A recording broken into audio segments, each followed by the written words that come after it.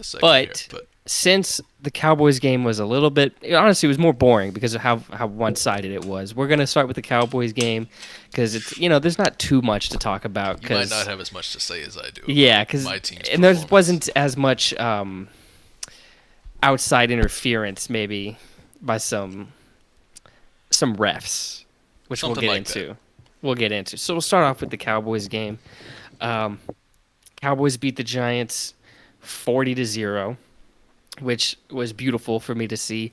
When the game started off, so the Giants get the ball and they're running on us. Like their first drive was easily their best drive. Yeah, they were pounding the rock really effectively. Yeah, and I was like, all right, okay, our run defense is still a problem. Hopefully near the end of the season, Mozzie Smith develops and that becomes less so.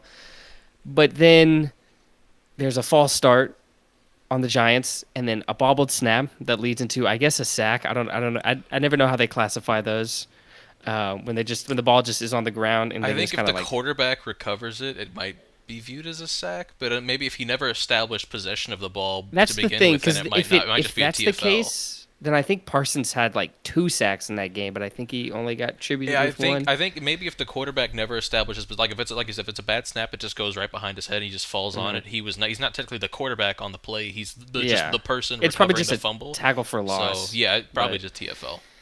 But that happened, so they had this really good drive where it was like, okay, the Giants' run game looks great, and the Cowboys' run defense looks terrible, and it just ends up with a field goal that gets blocked. And then Noah Igbenogany, I don't even know how to say his last name properly. You almost had it.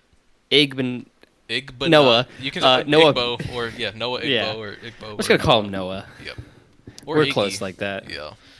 But the guy that we traded for after the preseason, like right after the preseason, we trade Kelvin Joseph, a guy that I thought could still work out, but during the preseason, I started to give up on that hope.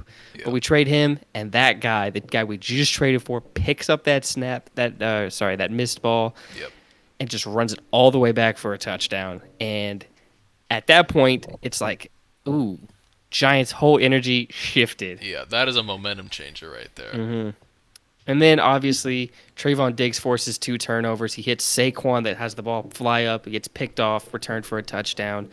The best single play from the Giants was a pass to Isaiah Hodgins that Trayvon Diggs eventually runs up behind him and rips the ball out, causing another fumble. Parsons was Micah Parsons, disrupting the entire Giants' offensive line. And the thing that I liked, the Cowboys' offensive line looked really good. Yeah. I mean, the Giants are supposed to have a good defensive line, especially on the interior with Dexter Lawrence, and Zach Martin was pushing that man around. Obviously, Zach Martin, that's not a surprise. No. Zach Martin's best guard in the NFL. He's been a dog since he was drafted. But still, pushing around that Giants defensive line, I think, is something of note. Yeah, they didn't push around an Eagles defensive line or a Niners defensive line, but they did push around a solid unit, and be able to push them around like that is really good looking forward. And then for the Giants, I mean, there's not much to talk about because there's not much good. Yeah. I had picked them to make the playoffs, and I know you're not supposed to overreact to 1 week, but it's hard to not immediately regret that decision. Granted, I think that game was more of a positive indictment on what the Cowboys are this year than necessarily a negative indictment. Because, yes, okay, obviously putting up a goose egg is never... I think they're the only team that didn't score a single point this week. I believe you're correct. Yes, because at least Cincinnati had a field goal. Yeah, so we'll get into that. Obviously, being the currently last in the NFL in points scored is not a favorable position to be in. Yeah. But again, there was a lot of bad football. Like this year, I think in general, of course, we'll get into it more as we talk about the rest of the games. But looking around the league, I felt a lot worse about the Titans' performance because everybody sucked. It felt like. You think you felt better? Unless I felt a lot better about the Titans because everybody else was bad. Like unless you're 49ers. Cowboys or who else won convincingly? Packers, I guess. And then Browns won by a good margin, but we'll get into it. But I'll just say right now, you don't feel home underdogs great. in divisional games in week 1. It's kind of a thing. It's usually a good sign for the home underdog. Bet. Yeah. So you never bet the favored road team in a week 1 divisional matchup. Always bites you in the butt. And I don't want to write the Giants season completely off because they do have Brian Daboll, a head coach that I have a lot of respect for. But Daniel Jones is your quarterback, and I'm trying to remember the stat because the Giants started last season like 6-1, and then after that was not as good. It was 13 games. I think I forgot what it was, but it was not a winning record, and it looks like that second half of the season is going to carry on more than the first half. Yeah. Well, all right. Can we move on, or do you have anything more to say about that game? You think? Oh, I guess I will say one more Yeah. thing because I I watch some of the talking shows, especially when it's Cowboy clips they have up, and some people were talking about that the Cowboys' offense didn't look good, which was I forgot who it was on First Things First. It was the one white dude in a suit who every time I see him speak, I absolutely fucking hate him.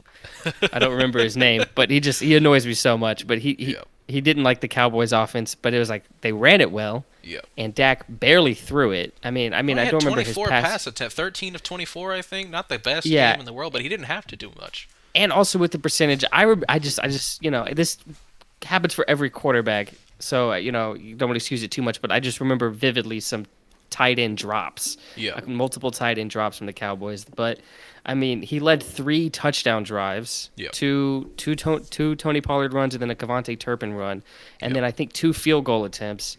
So in terms of the offense being productive, it was, but also we didn't have the ball much because our defense was scoring, special teams are scoring, leaving the Giants' offense on the field for a long time. That's one of the few times time of possession is bad because your offense wasn't doing good. It wasn't that they were running the ball, killing the clock. It's that they kept turning it over, letting the other team score, so you just stayed on the field the whole game. Yeah. Time of possession, I think, can sometimes be like a bit of an overrated indicator. Like 100%. The Tennessee Volunteers, for example, had the #1 offense in college football last year, and they were pretty low in terms of time of possession, but that's just because they ran a high-tempo offense, and they're never going to lead the team the game in time of possession. It's like, sorry we didn't keep the ball long. We scored in 3 plays. Our bad. Sorry, Jalen Hyatt just torched the defense for 80 yards. Like, that's speaking of that, did not happen in the Cowboys. He had 0 catches. Zero interesting catches name to pick up. Yeah, 0 catches in this game. But I think and I was ready to excuse. I was ready to excuse some of the quarterback play, at least in terms of passing, just because of the rain. Yeah. But. It was it was like so fun for the first couple minutes for me, and then it was just boring because I'm like, this is disgusting. Yeah, the first Sunday night football game of the year, and it's just an absolute like trouncing. Like that's tough. And people had to watch the Cowboys be good. Yeah, NFL Memes IG just deleted a 12 terabyte folder like halfway through the game. He's like, it's over. I can't recycle the and now 10 years worth of memes. And then we play Zach Wilson next. Yep. God, he lasted 4 plays behind a Keith Carter coached up. What did I tell you about Keith Carter? We'll get to it. I told you. But now, the Floors continue on a little more than we think. And the Vikings get their shit together. They give the ball to Jefferson. Let me turn on my lamp. I'm still going to go quick, Eagles. I'm not getting a whole lot of light outside right now. Okay. Keep this in. Look at that sexy man. Yo, no gay shit. I'd fuck the shit out of him. Like no gay shit, but I would fuck him. Keep all of that in. And we're back. Yes, sir. And you look worse. Yes. You look worse. Should I just leave it like this? If they're this far in. Oh wait. We're doing a graphic. We're just doing over this audio. anyways. Never mind. I'm superimposing. That's just for us. This will be our little. But secret. still keep this in because or we'll keep it in. I make a joke while you stand up. Oh, brother, you were talking about my fat, juicy ass, weren't you? I didn't specify any body parts. I just said what I know what you meant. With you. So okay. Anyways, we got. Philly Ravens. The Vikings. Oh, all right. You still have. I'm gonna have fun. I'm sure. I'm going with a friend of mine who goes to USF. And then I'm going home and I'm watching Tennessee beat the shit out of Florida, hopefully by 7 points or more, so that there's a bug on my wall. There's a roach on my wall. There's a roach on my wall. I will be right back. Okay. Watch it for me while I'm gone. Do you see it by the light there? Yeah. I'll be right back.